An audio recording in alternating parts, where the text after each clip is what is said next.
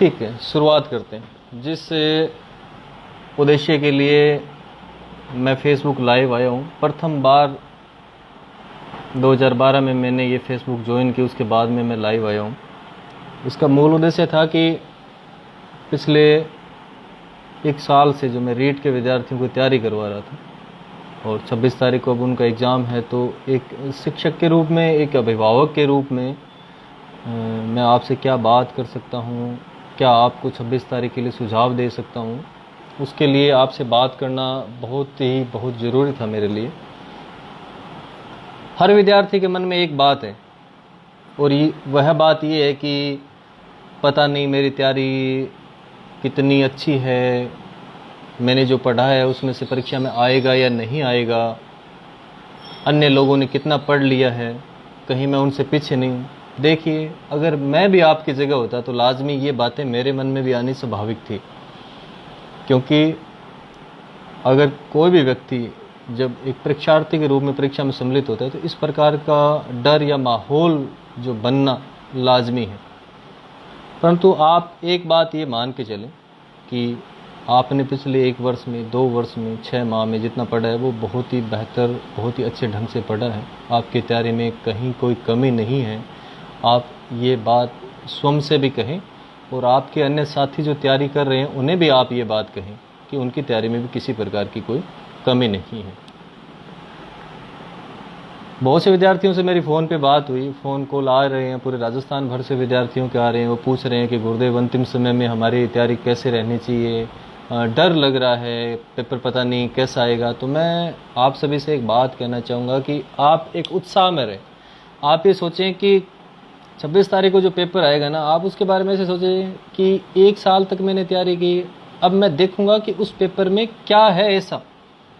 Suspense के रूप में, मतलब उत्साह होना चाहिए, ना कि भय होना चाहिए। भय से बाहर निकलेंगे अपन।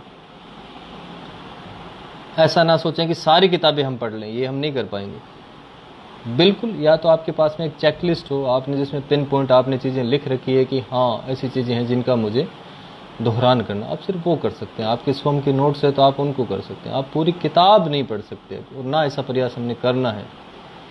आज अधिकतम आप 10 बजे तक पढ़ें और फिर आराम की नींद लें। कुछ विद्यार्थियों को मैंने ये बात बोली तो बोलते हैं सर नींद आ नहीं रही, इसीलिए तो कह रहा हूँ सोइए।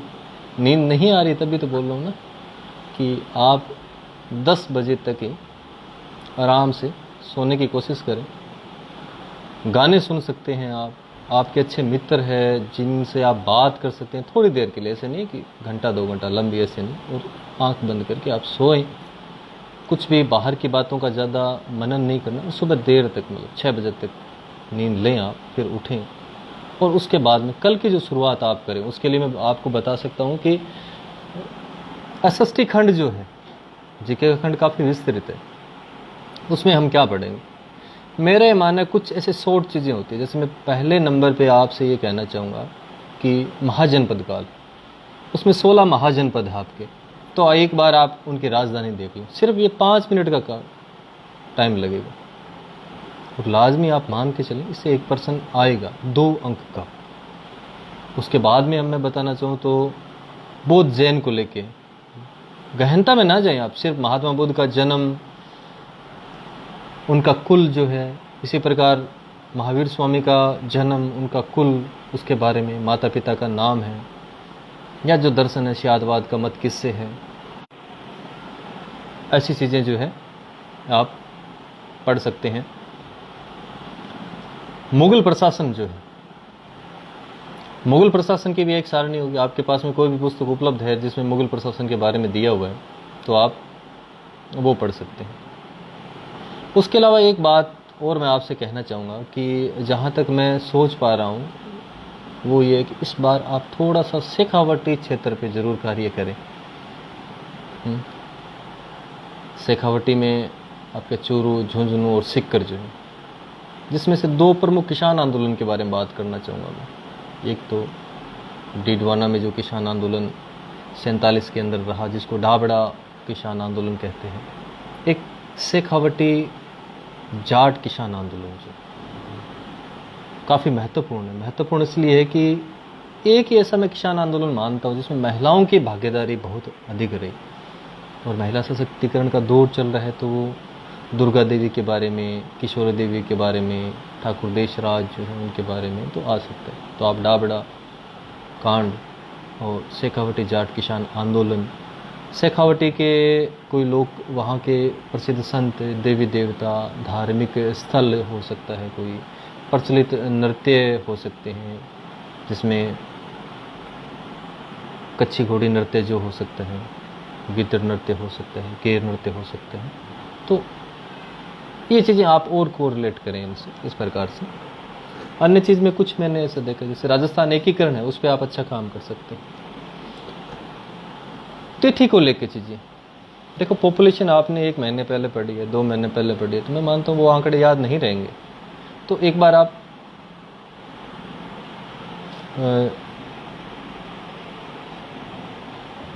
जनगणना के जो आंकड़े हैं उनको देखें। उसके अलावा जो है मैंने कुछ चीज़ें सॉर्ट आउट की है, तिथि से संबंधित है, जिसमें बाल अधिकार, सहकारिता, उपभोक्ता, इनके वर्ष याद रखें आप। ये चीज़ आप देख सकते हैं। अगर आपके पास में कागज़ पेन है तो आप लिखें, आप अपने पास में रखें उसे। और मैं कुछ और चीज़ आपको बताना चाहूँगा। अब ये बात हुई कल के दिन में पढ़ने की। अगर आपका परीक्षा स्थल दूर है तो आप ये प्रयास करें कल आप वहाँ पहुँच जाएं। ज़्यादा मित्र मंडली और समूह में ना रहें, एक आध व्यक्तियों के साथ में आप रहें। और कोई भी इस प्रकार का कार्य, मैं आपको जो संकेत में बताना चाह रहा हूँ कि जब हम अपना शहर छोड़ के दूर जाते हैं तो कहीं न कहीं साथी समूह दोस्तों के कारण हमें वो एक अलड़पन घुस जाता है, मस्ती के मोड़ में। ऐसा नहीं करना है। कोई भी ऐसा कार्य ना करें जिससे आपकी तैयारी प्रभावित हो, अगला दिन प्रभावित हो। 25 की रात्रि में वही समय से सोना, अगले दिन के लिए जगना। एक चेकलिस्ट हो जिसमें आप लिखें कि आपको प्रवेश पत्र की कितनी कॉपी चाहिए। 26 तारीख की परीक्षा के बारे में मैं आपको बताना चाहूँगा कि 8:30 सुबह प्रथम पारी में, जिसमें स्तर 2 का पेपर होगा, प्रवेश अनुमत होगा। आप अपने साथ में प्रवेश पत्र की 2 कॉपी लेके जाएंगे, जिसमें फ़ोटो लगी होगी आपकी। 1 कॉपी परीक्षा हॉल में वीक्षक के द्वारा आपकी जमा करवाई जाएगी। और उसके साथ में एक आईडी, जो आप साथ में मूल आईडी लेके जाएं, वह आईडी आपकी हस्ताक्षर युक्त जमा होगी। 9:30 सुबह से पहले पहले आपने संबंधित परीक्षा हॉल में प्रवेश लेना है। 9:30। दोबारा रिपीट कर रहा हूँ, आप 10 बजे का दिमाग में ना रखें। आप सोचें आपकी परीक्षा 9:30 स्टार्ट हो रही है, आप 9:30 पे परीक्षा हॉल में प्रवेश कर जाएं। एक महिलाओं को लेकर थोड़ी सी चीज़ें रहेगी कि आप आभूषण, मतलब कुछ भी अलाउ नहीं है। हमें यहाँ तक के निर्देश मिले हैं कि आपके हाथ में कोई भी बैंड, कोई भी धागा, रक्षाबंधन अभी हाल ही में पीछे गया तो किसी ने वो राखियाँ बांध रखी है खूब सारी, तो देखिए ये चीज़ें अलाउ नहीं, खोल के घर रखें आप उनको। गले में कोई चीज़ ना हो, हाथ में कोई चीज़ ना हो।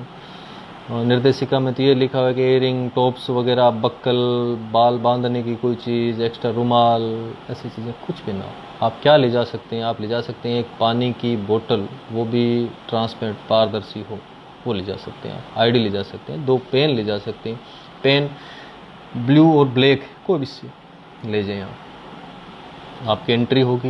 एंट्री होने के बाद में जिस कक्ष में आप बैठे हैं, आप तय कर लें कि उस डेस्क पे आपका रोल नंबर, सीटिंग वही है। वीक्षक महोदय से आप कन्फर्म कर लें। 9:45 में वीक्षक जो होगा आपको उत्तर कुंजी और प्रश्न पत्र जो है आपको दे देगा। वो नहीं भी दे तो आप उसे बोलें, ये निर्देशिका में लिखा हुआ है 9:45 में विद्यार्थी को प्रश्न पत्र और ओएमआर शीट मिल जानी चाहिए। आप प्रश्न पत्र को नहीं खोलेंगे, उसकी सील को बंद रखेंगे, परंतु आप ओएमआर शीट जो है उस पर एंट्री कर लेंगे। जो भी सावधानी पूर्वक, जल्दबाजी ना करें। आपकी पहले परीक्षा का पहला जो चरण है ना, वो यहीं से स्टार्ट हो रहा है कि ओएमआर में सारे एंट्री आप सही ढंग से करें। उसमें किसी भी प्रकार की कुलदीप जी भाटी कह रहे हैं कि एडमिट कार्ड की एक ही लेकर जाना है या दो? बिल्कुल कुलदीप जी, 2 कॉपी लेके जाएंगे। एक आपके पास में रहेगा आपकी आईडी के रूप में, और दूसरा जो है वो आपके उपस्थिति पत्रक है उस पर हस्ताक्षर होंगे, और पहली पारे में उसी पे हस्ताक्षर होंगे, द्वितीय पारे में, और उसके साथ में जो है आपकी आईडी की फोटोकॉपी लगेगी एक, जो आप लेके जाएंगे, आपके हस्ताक्षर होंगे और वो जमा होकर बोर्ड के पास में जाएगी। तो इसलिए आप दो से ज़्यादा ही ले जाएं तो अच्छी बात है, क्योंकि रोडवेज में सफ़र कर रहे हैं तो आप जाते समय आईडी चाहिए, आते समय 5-6 आप करवा लो, कोई नुकसान नहीं है, कोई नुकसान नहीं है। 4-5 कॉपी करवा लो, आईडी की 4-5 करवा लो, ठीक है, कम नहीं रहनी चाहिए, अधिक भला ही हो। तो बात कर रहा था मैं 9:45 पे आपको ओमार शीट मिल जाएगी। विद्यार्थियों पुनः मैं ये बात बोल रहा हूँ, बहुत गौर करके करें, एक एक एंट्री आपकी प्रवेश पत्र से मिला के आप उसमें सही ढंग से फिल करें, फिर आराम से आप बैठ जाएंगे। 10 बजे की पहली टंकार, तृतीय टंकार लगेगी। फर्स्ट 9:30 पे है, सेकंड 9:45 पे, और थर्ड जहाँ पेपर स्टार्ट होने की टंकार लगेगी।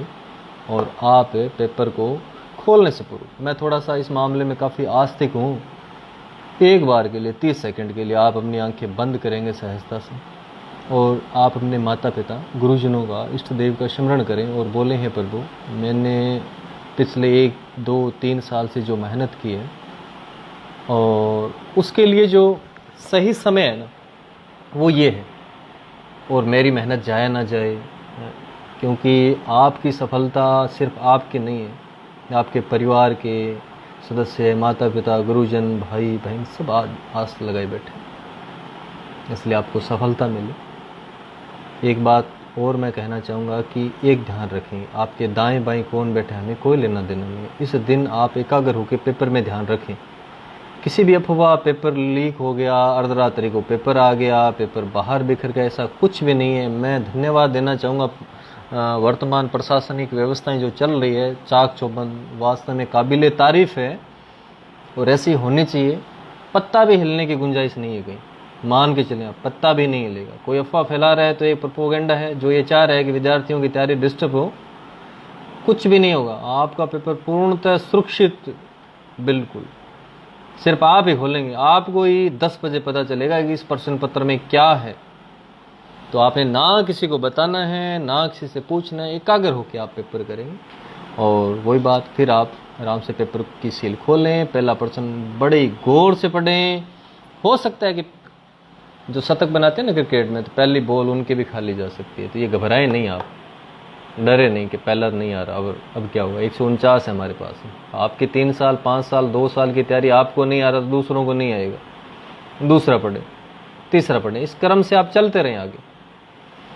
मान लो दूसरा प्रश्न आपको उत्तर आप कन्फर्म हो गया, आराम से आपने पढ़ा, ठीक है, यही आ गया कि राजस्थान का एकीकरण कितने चरण में हुआ है, 6, 7, 5, 4 दिया हुआ, आपने पढ़ा कि बी पे 7 दिया, आप कन्फर्म हो गए बी 7। तो पहले तो 2 नंबर प्रश्न पे क्रम संख्या पे टिक करो कि हाँ ठीक है 2 मैंने कर लिया, फिर बी पे टिक करो। और मैं ये मानता हूँ कि ओमार 7 के साथ भरी जानी चाहिए। मैंने आज तक मेरा प्रथम पेपर जिसमें सफल रहा, 3rd ग्रेड में, 2nd ग्रेड में, लेक्चरर में, हेडमास्टर में, कॉलेज लेक्चरर, तो मैंने 7 के साथ ओमार भरी, क्योंकि पहले पूरा पेपर टिक मार करना, फिर ओमार को भरना, दुगुना समय जो इसमें जाता है, ऐसा आपने नहीं करेंगे। तो आप 7 के साथ ही ओमार 2 का आराम से ओमार में आप गौर करें, अपने राइट और ओमार रखें पेपर के ऊपर, और उसका जो बी है वो आपको उसको आराम से भर दें।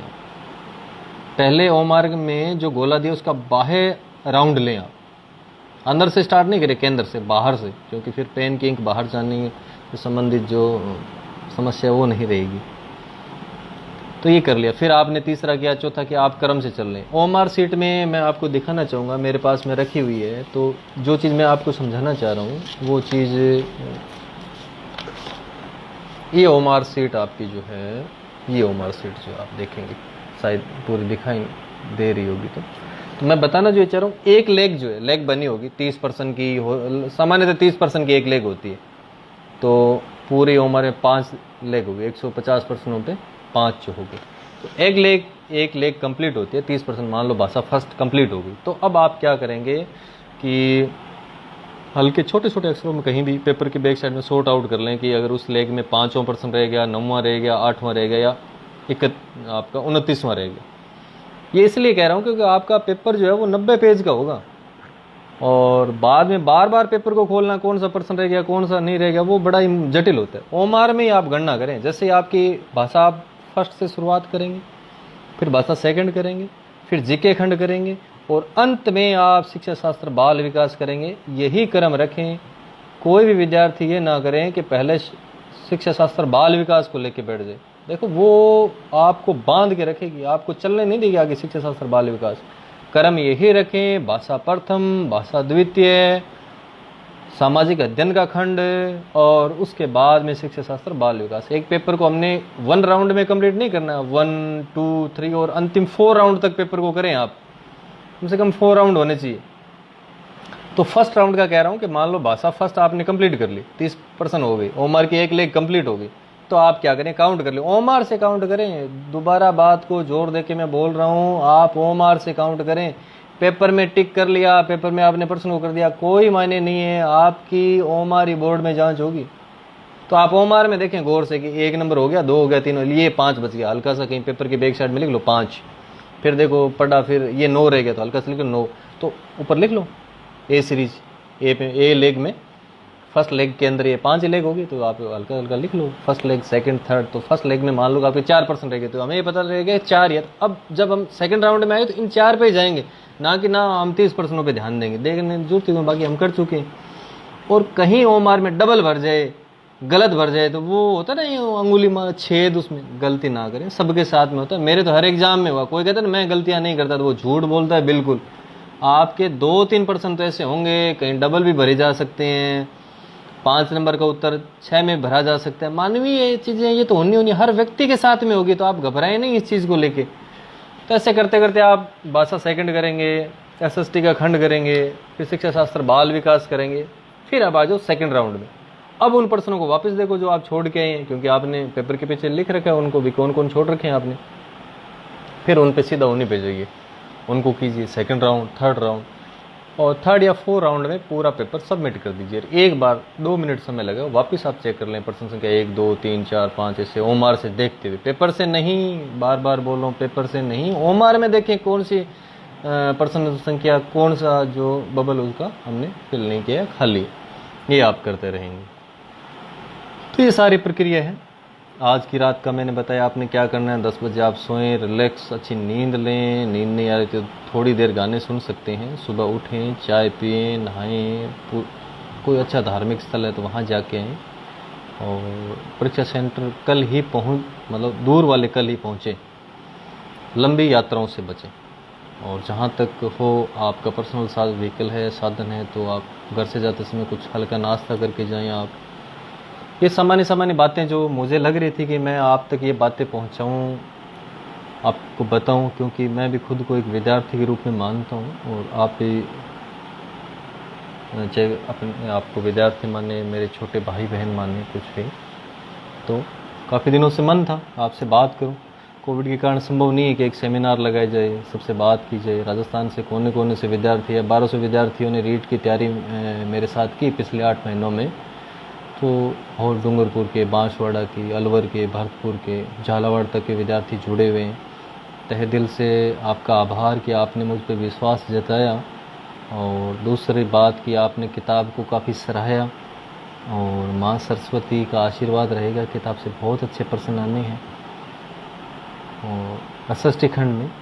बाकी तो देखो साइको तो अब अगर आपने किस में से पढ़ी है, कैसे पढ़ी है ना, तो ये सारी की सारी बातें जो अन्य कुछ बातें होगी तो आप मुझे मेरे टेलीग्राम चैनल सुमेर सिंह शेखावत नाम से टेलीग्राम चैनल है, आप उसे सर्च कर लें, ज्वाइन कर लें, तो आप उसमें नियमित एग्ज़ाम से संबंधित सूचनाएं आती रहती है। 1 अक्टूबर से प्रयास है कि स्कूल व्याख्याता के लिए हिस्ट्री क्लासेस के रूप में अपने पुणे मिलेंगे, तो आप भी एग्ज़ाम के बाद में पुनः तैयारी प्रक्रिया से जुड़े रहें। तो ये कुछ बातें थी एग्ज़ाम को लेकर, और शुभकामनाएं आपको, खूब सारा आशीर्वाद आपको, आगे बढ़ें, सफल हों। बाहर की भीड़ 26 लाख से ना डरे। मैं मेरा 2009 का अनुभव बताता हूँ कि जब मैंने 3rd ग्रेड का एग्ज़ाम दिया तो उस समय 2,75,000 विद्यार्थी थे। तो मुझे डर लगा, 2,75,000 अपना क्या होना है। सामान्य की 390 पोस्टें थी, पर मैंने त्यारे पे विश्वास रखा, त्यारे पे विश्वास रखा और माँ सरस्वती गुरुजनों के आशीर्वाद से मेरा चयन हो गया। तब मुझे पता चला कि तैयारी करने वाले लोगों की संख्या बहुत कम है, दिखावा करने वाले बहुत ज़्यादा हैं। इसलिए आप अपने आप पे विश्वास रखें। जय हिंद, वंदे मातरम। विद्यार्थी हित में हमेशा आप कार्य करते रहेंगे। आप जहाँ भी है हमेशा शिक्षा को बढ़ावा देने के लिए कार्य करेंगे, ऐसी उम्मीद, ऐसी आशा मैं आपसे करता हूँ। आपकी कोई सुझाव हो, आपके मन की कोई बात हो तो आप मुझे मेरे टेलीग्राम चैनल पे भेज सकते हैं। ये बातें थी रीट भर्ती परीक्षा को लेकर, जो मुझे लगी कि हाँ मुझे आपके साथ में शेयर करनी चाहिए। तो इस सेशन को यहीं समाप्त करते हैं। हो सके तो ये वीडियो आप अन्य विद्यार्थियों को भेजें जो तैयारी कर रहे हैं, जिससे वो भी लाभान्वित हो सकें। कोई मुख्य बातें उनको भी पता चले परीक्षा से संबंधित है, क्योंकि पढ़ा बहुत है परंतु परीक्षा हॉल में पेपर देना भी अपने आप में एक बड़ी परीक्षा है कि अपने कौन कौन से दस्तावेज साथ में ले जाने हैं।